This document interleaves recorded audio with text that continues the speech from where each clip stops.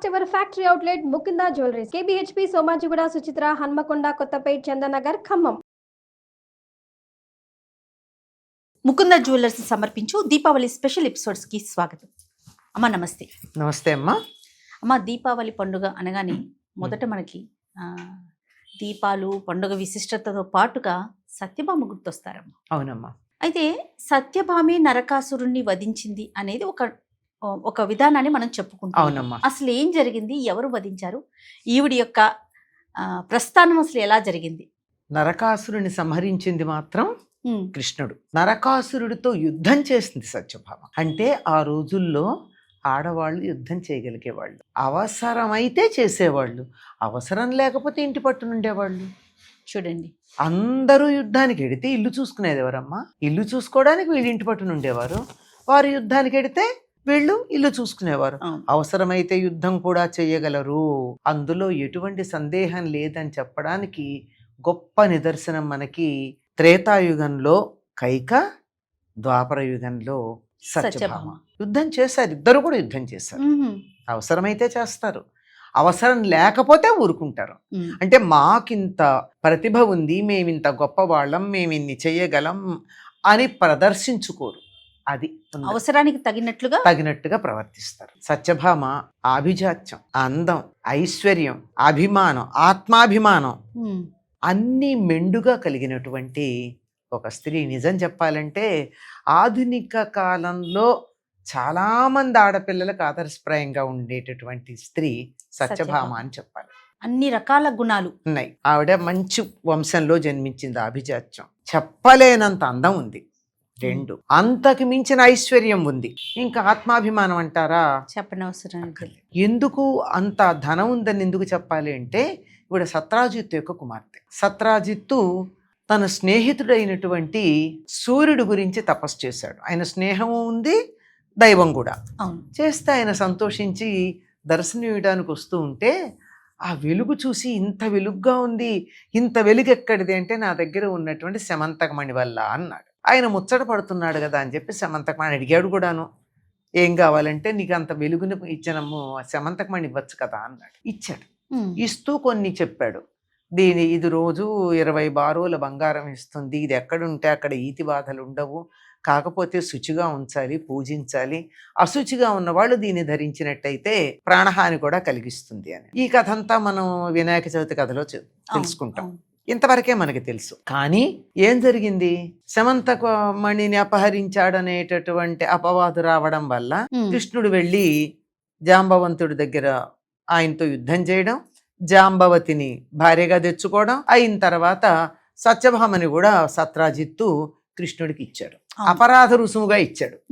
ఎందుకంటే అతని మీద అనవసరంగా అపనిందలు వేశాడు కదా. కృష్ణుడు, మణి నువ్వు ఉంచుకోని, ఆయన నా కన్యామణి చాలన్నాడు.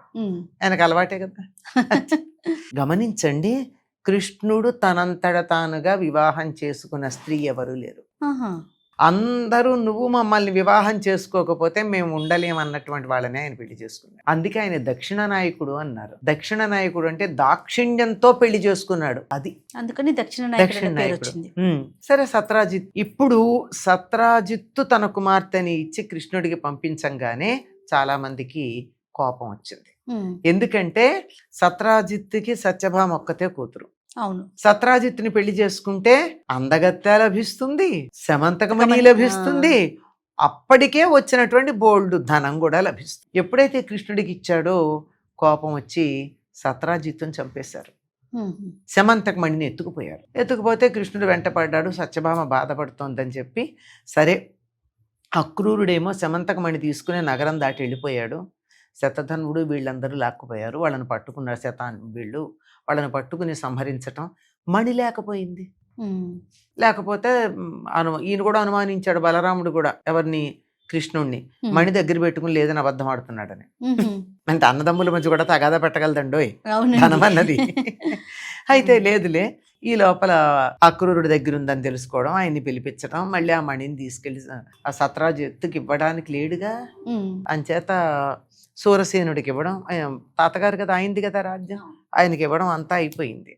ఇంతగా తన భార్య యొక్క తండ్రిని చంపినటువంటి వాడి మీద కూడా కృష్ణుడు వెళ్ళి ఆ విధంగా తనకున్నటువంటి పగ తీర్చుకున్నాడంటే భార్య మీద ఎంత ప్రేమ ఉండాలి. మరి అంతగా తనని అందరినీ కూడా అందరికన్నా నేను ఎక్కువగా ఉన్నాను మిగిలిన వాళ్ళకన్నా అనేటటువంటి భావన సత్రాజిత్తు కుమార్తె అయినటువంటి సత్యభామకు ఉండడం సహజమమ్మ. ఎందుకు ఉంటుంది అంటే అంత సహజంగా తాను మిగిలినటువంటి వాళ్ళందరికన్నా కూడా నేను నిన్ను వలచి వచ్చాను అని బతిమాలి రాలేదు కృష్ణుడి దగ్గరికి, వచ్చాక వలచింది. అంటే ముందులో ఇష్టం ఉంటే ఉండుండొచ్చు. రుక్మిణీదేవిలాగా నువ్వు తను వివాహం చేసుకోకపోతే నేను ప్రాణత్యాగం చేస్తాను లాంటి మాట అనలేదు కదా. అలా వచ్చింది. కానీ రావడం ఎలా వచ్చింది? బోలుడు ఆస్తితో వచ్చింది, అంతే కదా. అవును, సంపదతో. ఒకవేళ తను తీసుకురాకపోయినా తర్వాతన్నా సంపద అంతా వస్తుంది. దానికి తోడు అపురూపమైనటువంటి సౌందర్య రాశి, ఇవన్నీ ఉన్నాయి. ఇవన్నీ ఉన్నప్పుడు కొంచెం నేను అందరికన్నా ఎక్కువగా కనపడాలి అని అనుకోవడం సహజం కదా, సహజ లక్షణం. అందులోను మామూలుగానే అందరికన్నా నేను గొప్ప అని చెప్పుకునే ప్రయత్నం చేస్తారే, అందులోను బహుభార్యాత్మం ఉన్న చోట ఎలా ఉంటుంది? మిగిలిన వాళ్ళందరికన్నా నేనే ఘనం అని చెప్పుకోవాలనేటటువంటి తాపత్రయం ఉంటుందన్నమాట. ఈ ఘనత ఎక్కడ చూపించుకుంది అంటే కృష్ణుడితో పాటు యుద్ధానికి వెళ్ళడంలో చూపించుకుంది. ఎవరన్నా వెళ్ళారండి కృష్ణుడితో యుద్ధానికి? కృష్ణుడికి ఇంతమంది భార్యలు ఉన్నారు. అప్పటికి యుద్ధానికి వెళ్ళే నాటికి 8 మంది, 16,000 మంది తర్వాత వచ్చారు. ఈ యుద్ధం తర్వాత వచ్చారు. ఈ ఉన్న 8 మందిలో ఎవరైనా విహారానికి వస్తానన్న వాళ్ళు ఎవరైనా ఉన్నారేమో గాని యుద్ధానికి వస్తాను నీకు తోడుంటాను అన్న వాళ్ళు ఎవరైనా ఉన్నారా? ఇక్కడ సత్యభామ యొక్క ప్రేమ కనపడుతోంది. 2 భావాలు ఇక్కడ మనకు వ్యక్తం అవుతాయి. ఒకటి, మీరెవరూ చేయలేని పని చేశాను అని గొప్ప చెప్పుకోవడం ఒకటి. రెండోది, కృష్ణుణ్ణి వదిలి ఉండలేకపోవడం ఒకటి. ఆయన యుద్ధానికి వెడితే కూడా అతన్ని వదిలి ఉండలేక యుద్ధానికి వెంటబడి వెళ్ళింది అంటే కృష్ణుడి మీద సత్యభామకి ఎంత ప్రేమ అని అందరూ అనుకోవాలి. ఆవిడికి ఉంటుంది, ఉన్నా లేకపోయినా అందరూ అనుకోవడానికి అవకాశం ఉంది. ఉండడంలో ఎటువంటి సందేహం లేదు. అంతగా వదిలి ఉండలేనటువంటి లక్షణం సత్యభామాదేవికి ఉంది. అందువల్లే ఆవిడ కాళ్ళు పట్టుకోవడానికి కూడా కృష్ణుడు సందేహించాడు. కాళ్ళు పట్టుకున్నాడు అని అంటారు, నిజానికి పట్టుకోలేదు. అదొక వేషం. కృష్ణుడు వేసిన వేషాలు మామూలుగా ఉన్నాయా? ఈవిడ్ని తీసుకెళ్లాడు, బాగానే ఉంది. అయిన తర్వాత స్వర్గానికి వెళ్ళారు.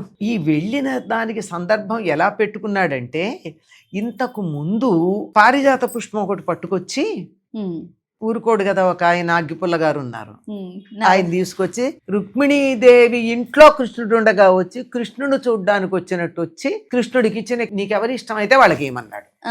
రుక్మిణీదేవి ఇంట్లో ఉండగా ఇచ్చి ఎవరికి ఇష్టమైతే వాళ్ళకి ఇవ్వమంటే రుక్మిణికి ఇవ్వాలా అక్కర్లేదా? ఖచ్చితంగా ఇవ్వాలి కదా. పోయినా ఇచ్చేవాడు, అది వేరే మాట. కావాలని ఆయన వచ్చేప్పటికి అట్లా ఉన్నాడు. నేపం ఆయన మీద ఇయ్యాలిగా, తన మీద ఉంచుకోడుగా. అలా ఉన్నాడు, అయిపోయింది. సత్యభామ ఈ వార్త అప్పటికే ఈవిడికి మంచి గూఢచారి వ్యవస్థ ఉందమ్మా సత్యభామకి. అక్కడ ఇచ్చాడో లేదో ఇక్కడ తెలిసిపోయింది. వచ్చే పైగా వార్తలు చారేసేవాళ్ళు ఉన్నట్టు చెప్తారా? ఇంకొక 4 కదా, కొంచెం దానికి అలా మెరుగు పెడతారు కదా. అది తెలిసి ఈవిడ భగ్గుమని మండిపోయింది. వచ్చాడు, బతిమాలాడు, బామాలాడు, ఎన్ని రకాలుగానో చేశాడు. వాళ్ళకి ప్రత్యేకంగా అలకా గృహాలు ఉండేవిట ఆ రోజుల్లో. అలకకి ఒక గృహం, ఆ గదిలో ఉన్నారు అంటే వాళ్ళు అలిగారని అర్థం. బాగుందమ్మా. మరి అప్పుడు ఉన్న బట్టలన్నీ తీసేసిందిట. ఎప్పుడు ఎర్రని బట్టలు కట్టుకునేదిట ఆవిడ. అంటే రజోగుణం కదా. అట్లాంటిది ఆ రోజు నగలన్నీ తీసేసి తెల్లని చీర కట్టుకుందిట. అంటే ఇది నేను కోపంలో ఉన్నాను, అలంకారం చేసుకోవటం లేదు అని తెలియజెప్పడానికి వచ్చింది. పాప ఆయన బతిమాలాడు, బామాలాడు, ఎన్నో చేశాడు. కాయి లేదు అనాల్సిన మాటలన్నీ అంది. మామూలు మాటలు అనలా, చాలా గొప్పగానే ఉంటుంది. అన్ని అన్నాక విన్నాడు. విని ఇక లాభం లేదని కాళ్ళ మీద పడి ఆవిడ ఏం చేసిందిట, జలజాతాసన వాసవాది సుర పూజా భాజనం బైత నచ్చుల తాంతాయుధు కన్న తండ్రి శిరమచ్చు వామపాదంబునం తొలగంద్రోచల తాంగి. అట్లా నాదుల్ నేరముల్సేయ పేరలు కంజెందెన ఎట్టి కాంతలు ఉచిత వ్యాపారములు నేర్తురే అని తిమ్మన పారిజాత భరణంలో రాస్తాడు. ఆయన తలేమో ఆవిడ పాదాల మీద పెట్టేటప్పటికి ఆవిడ ఏం చేసింది, బ్రహ్మ మొదలైనటువంటి వాళ్ళందరూ పూజించేటటువంటి శిరస్సుని ఈవిడ ఎడంకాలతో లాందిట. అట్లాగే అవుతుందిలే. ఉమ్, బాగా కోపం వచ్చినటువంటి భర్త అంటే ప్రేమ కలిగినటువంటి స్త్రీలు అంతే చేస్తారు అన్నాడు. ఓహో, బాగా ప్రేమ కలిగిన భర్త అంటే ప్రేమ కలిగిన కాంత అంటే ఆకర్షించే లక్షణం కలిగిందని, భర్తను అలా ఆకర్షించేసి కట్టిపడేసుకునేది. ఉమ్, ఉమ్, అట్లా తప్ప మరో రకంగా ఎట్లా చేస్తారులే అన్నాడు. నిజమా అది? తన్నెడా అంటే వెంటాడు. అయ్యో అలి నీలాలక అని చెప్పి ఆవిడ సంబోధించి ఏం చెప్తాడంటే, తాచినా అది నాకు మన్ననయా అన్నాడు. నువ్వు ప్రేమగా తన్నితే కూడా నాకు గౌరవమేలే అన్నాడు. ఓ, తన్నిందా సత్యభామ? అందరూ అలాగే అనుకుంటారు. కృష్ణుడు ఆ మాట అనేశాడు ఇంకో రకంగా అనుకునే అవకాశం లేకుండా. ఆ, కానీ వాస్తవంగా జరిగింది ఏమిటి? ఇలా పడుకుంది ఆవిడ, కాలి మీద తల పెట్టాడు. నా కాలి మీద నీ తల పెట్టకూడదు అన్నప్పుడు తీయాలి అంటే ఏం చేయాలమ్మా? గబుక్కుని లాగాలి కదా, కాలుని పక్కకు పెట్టుకోవాలి. లేవాలి కదా, చెయ్యి పైకి అందదు కదా, ఆ. కాలు దాకా చెయ్యి అందదు కదా. కాలు దాకా చెయ్యి అందాలంటే కదలాలి కదా. ఉమ్, కదిలితే ఏమైంది? పాదమే కదా కదిలేదు మొదట. పాదం కదిలేటప్పటికి తలకి అది అప్పుడే పెట్టున్నాడు తల తగులుతుంది. కదిలి కదా. తన్నావు కదా నన్ను, పర్వాలేదులే తనితే తన్నావు అన్నాడు. ఇంకా సత్యభామకి మరొక మాట అనుకునే అవకాశం లేదు. ఉమ్. ఆయన లీల అంతే కదా, కావాలని జగన్నాటక సూత్రధారాయే అది. మామూలుగాన. పైగా అట్లాంటి అది ఇంకా అది వామపాదం అంటే ఎడమ కాలు అని అర్థంతో పాటు అందమైన కాలు అని అర్థం. వామ శబ్దానికి ఎడమ అన్న అర్థమే కాదు, ఉమ్, అందం కూడా. అందం అని అర్థం. వామలోచన అంటే ఎడం కన్నుంది కుడి కన్ను లేదని కాదుగా అర్థం. ఉమ్, అందమైన తన్నితే తన్నావు కానీ అబ్బా అబ్బా నీ కాలు తగిలింది నాకు అంతే చాలా, అందమైన నీ కాలు తాగితే నాకు చాలా అని చెప్పేటట్టుగా ఉంది. చెప్పి అది ఇంకా నాకు బాగానే ఉంది కానీ ఒకే ఒక విషయం నాకు బాధగా ఉంది. నీ కాలు నాకు తగలంగానే నా ఒళ్ళంతా పులకరించింది, ఆ పులకలు నీ పాదాలకు ఏమన్నా గుచ్చుకుంటాయేమో అని భయంగా ఉందన్నాడు. ఏమైపోవాలా పిచ్చి తల్లి, ఉమ్, ఎంత ఆత్మాభిమానం ఉన్నా, ఎంత ఐశ్వర్యం ఉన్నా, ఎంత ఏదున్నా అంత అమాయకత్వం కూడా ఉన్నదిగా సత్యభామకి. అయ్యో అయ్యో అనుకో. నిజానికి అర్థం చేసుకోండి, ఇక్కడ తగిలితే ఇక్కడ ఏమన్నా పులకాంకురాలు వస్తాయమ్మా? నుదుటికి రావు కదా, అదే వచ్చేది చేతులు కాళ్ళు అక్కడ. ఇక్కడ వచ్చిన పులకాంకురాలు నీ పాదాలకి తగిలి నొచ్చుకుంటాయేమో, నీ పాదాలు సున్నితంగా ఉంటాయి అన్నాడంటే ఆవిడ బుట్టలో వేయడానికి అన్నాడా? బుట్టలో పడిపోయింది పాపం వెర్రి తల్లి. ఉమ్, సత్యభామ బుట్టలో పడిపోయింది. ఎవరైతే తొందరపడి ఆవేశంగా మాట్లాడతారో వాళ్ళు అంత త్వరగాను కూడా మంచివాళ్ళుగా అయిపోతూ ఉంటారు. అవును. లోపల పెట్టుకుని నాలిముచ్చుల్లా ఉండే పద్ధతి కాదు. అందుకే తెలుగు వాళ్ళకి సత్యభామ అంటేనే ఎక్కువ ఇష్టం. ఇష్టం. అవును. పైగా నందితిమ్మన రాసిన తర్వాత మరీ ఎక్కువ ఇష్టం, ఆ. కృష్ణదేవరాయల కోసం రాసిన తర్వాత. కనుక అటువంటిది సత్యభామాదేవి. నీ భర్త నీకే ఉండాలి అని అంటే ఏదైనా చేయడానికి సిద్ధం ఆవిడ. ఉమ్, అంటే భర్త తనవాడుగా ఉండాలి అని, తనకి మాత్రమే ఎక్కువ ప్రాధాన్యం ఇవ్వాలనేటటువంటి చాలా తాపత్రయం కలిగినటువంటి, వెర్రి ప్రేమ కలిగినటువంటి, పిచ్చి ప్రేమ కలిగినటువంటి తల్లి సత్యభామాదేవి. ఈవిడ భూదేవి యొక్క అవతారంగా చెప్తారు. ఇంత ప్రేమ తన భర్త మీద ఉండడమే కాదు, ఈవిడ భూదేవి అవతారం అని చెప్పినప్పుడు భూదేవి కుమారుడైనటువంటి నరకుడు తన ఎదురుగా చనిపోతూ ఉంటే ఆవిడ సహించి ఊరుకుంది, సహకరించింది. ఉమ్, అంటే ఒక్క కొడుకు వల్ల లోకానికి హాని కలుగుతూ ఉంటే, లోకకంటకుడైనటువంటి కొడుకు తన కళ్ళ ముందు చనిపోతూ ఉంటే కూడా మిగిలిన బిడ్డలందరూ బాగుంటారని సహించి ఊరుకున్నటువంటి మాతృత్వ మూర్తీభవించినటువంటి స్త్రీమూర్తి సత్యభామ. ఉమ్, నా కొడుకే కదా, నా కొడుకేం అవ్వకూడదు, వాడు కోట్ల మందిని చంపినా అనేటటువంటి ఆలోచన ఉన్నటువంటిది కాదు.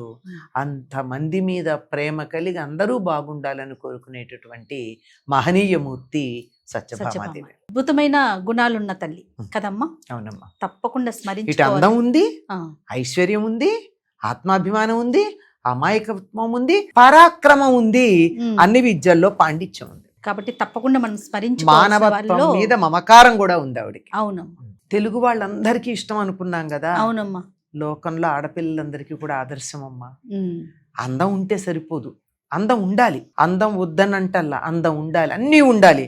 దాంతోపాటు ఆత్మాభిమానం ఉండాలి, ధైర్యం ఉండాలి, పరాక్రమం ఉండాలి, అవునమ్మా. యుద్ధం చేయగలిగిన సామర్థ్యం ఉండాలి. ఈనాటి ఆడపిల్లలు యుద్ధం చేయటం లేదా? ఎంతమంది మన ఆపరేషన్ సింధూర్లో అక్కడ దాని గురించి మాట్లాడిన వాళ్ళు అవును. ఆడపిల్లలే నడిపించిందే వాళ్ళు. నడిపించిందే కదా. అవును. కనుక స్త్రీలు ఈ దేశంలో దేనికి వెనక లేరు అని చెప్పడానికి సత్యభామ ప్రథమమైనటువంటి ఉదాహరణ. రథం ఏమిటి, ఇంతకుముందు కైక ఉందనుకోండి, అవును. ఈనాటి ఆడపిల్లలందరూ కూడా దాన్ని ఆదర్శంగా తీసుకుంటారని, అలాగే నా అనే మమకారానికి పోకుండా దేశద్రోహులు లోకకంటకులైనటువంటి వాళ్ళు నా వాళ్ళైనా పరాయి వాళ్ళైనా అవునమ్మా. ఇతరులందరూ బాగుండాలి గనక వాళ్ళని శిక్షిస్తుంటే ఊరుకుంటారని అటువంటి భావన ఈ దీపావళి సందర్భంలో ఆడపిల్లలందరూ మనస్సుల్లో నిలుపుకుంటారు అని భావిస్తూ స్వస్తి. నమస్తే.